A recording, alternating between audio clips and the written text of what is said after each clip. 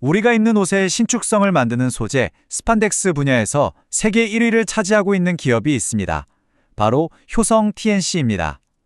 이 회사는 섬유 사업을 넘어 친환경 바이오 소재와 첨단 산업용 가스 사업으로까지 영역을 확장하고 있습니다.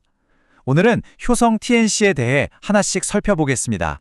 먼저 이 회사가 어떤 정체성을 가졌는지부터 시작해서 핵심 사업인 섬유와 무역은 어떤지, 또 기업 규모나 미래 성장 동력은 무엇인지 순서대로 짚어보겠습니다. 효성 TNC는 이름에서 알 수 있듯이 섬유와 무역 이 두 가지를 핵심으로 하는 기업입니다. 효성 TNC는 2018년 효성그룹에서 섬유와 무역 사업 부문이 따로 독립하면서 만들어진 회사입니다. 회사 이름에 들어가는 TNC가 바로 텍스타일 앤 트레이딩 컴퍼니의 약자인데요. 말 그대로 회사의 정체성을 명확하게 보여주는 이름입니다. 그러니까 효성 TNC의 사업은 크게 두 가지로 나뉘는 거죠. 하나는 스판덱스나 나일론처럼 우리가 입는 옷에 들어가는 고기능성 섬유를 직접 만드는 거고요. 다른 하나는 철강이나 화학 제품을 세계 시장에 연결해주는 무역업입니다. 성격이 다른 두 사업이 회사를 함께 이끌어가는 구조라고 할 수 있습니다. 그럼 효성 TNC를 세계적인 기업으로 만든 핵심, 섬유 사업은 어떤 경쟁력을 가지고 있을까요? 그 경쟁력의 핵심이 뭔지 한번 들여다보겠습니다. 효성 TNC의 주력 제품은 바로 스판덱스입니다. 이게 섬유 산업의 반도체라고 불리는데요. 그냥 고무줄처럼 잘 늘어나는 실이 아니라 아주 미세한 기술력 차이가 제품의 품질을 좌우하는 첨단 화학 기술의 집약체이기 때문입니다. 요즘엔 이 신축성 때문에 대부분의 옷에 거의 필수적으로 들어가고 있죠. 효성 TNC는 무려 2010년부터 지금까지 10년이 넘는 기간 동안 스판덱스 분야에서 세계 시장 점유율 1위 자리를 계속 지키고 있습니다. 이게 가능했던 건 전 세계 주요 고점마다 생산 기지를 두고 또 연구 개발에 꾸준히 투자해왔기 때문입니다. 효성 TNC의 기술력과 비전은 대표적인 두 브랜드에 잘 나타나 있는데요. 먼저 크레오라는 세계 1위 기술력을 상징하는 고기능성 섬유 브랜드고요. 또 다른 하나인 리제는 버려진 페트병이나 어망을 재활용해서 만드는 친환경 섬유 브랜드입니다. 이걸 통해 회사가 지향하는 지속 가능성을 엿볼 수 있습니다. 섬유 사업이 효성 TNC의 한 축이라면 또 다른 중요한 축이 바로 무역 부문입니다. 이 사업이 글로벌 시장에서 어떤 역할을 하는지 살펴보겠습니다. 무역 부문은 직접 제품을 생산하기보다는 필요한 곳에 필요한 물건을 연결해주는 역할에 가깝습니다. 주로 다루는 품목은 철강과 화학 제품이고요. 전 세계에 구축된 네트워크를 활용해서 생산자와 소비자를 이어주는 다리 역할을 하는 거죠. 단순히 우리나라 제품을 해외에 파는 데 그치는 게 아니고요.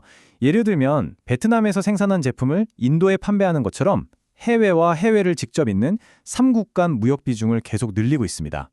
이런 방식으로 새로운 시장을 끊임없이 찾아내면서 사업을 확장해 나가는 겁니다.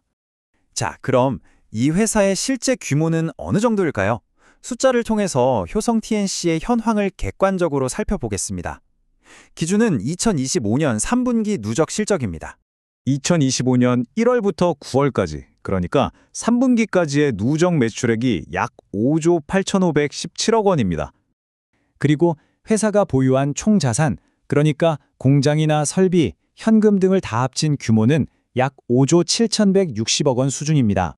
매출 비중을 보면 좀 흥미로운데요. 섬유 부문이 약 38%인데 무역 등 부문이 62% 정도로 더 높습니다. 그러니까 회사를 대표하는 사업은 섬유지만 실제 매출 규모는 무역 쪽이 더 크다는 걸 알 수 있죠. 효성 TNC는 현재 성과에 머무르지 않고 미래를 위한 새로운 성장 동력을 찾고 있습니다. 마지막으로 이들이 무엇을 준비하고 있는지 지속 가능성과 첨단 산업, 이 두 가지 키워드를 중심으로 알아보겠습니다. 효성 TNC가 바라보는 미래는 크게 두 가지 방향입니다. 첫 번째는 기존의 섬유 사업을 친환경적으로 한 단계 더 발전시키는 바이오 소재고요. 두 번째는 반도체 같은 첨단 산업에 꼭 필요한 특수가스 사업. 이건 완전히 새로운 분야로의 진출이죠. 여기서 특히 주목할 만한 게 바로 바이오 비디오 사업입니다. 쉽게 말해 옥수수 같은 식물성 원료로 스판덱스를 만드는 건데요. 2026년에 베트남 공장이 본격적으로 가동되면 친환경 원료 생산부터 최종 스판덱스 제품 생산까지 전 과정을 효성 TNC가 직접 관리하게 됩니다. 이걸 바로 수직 계열화라고 하는데요. 이렇게 되면 원료를 안정적으로 공급받을 수 있고 품질 경쟁력도 더 높아지게 됩니다. 그리고 또 하나의 큰 축은 특수가스 사업 인수입니다.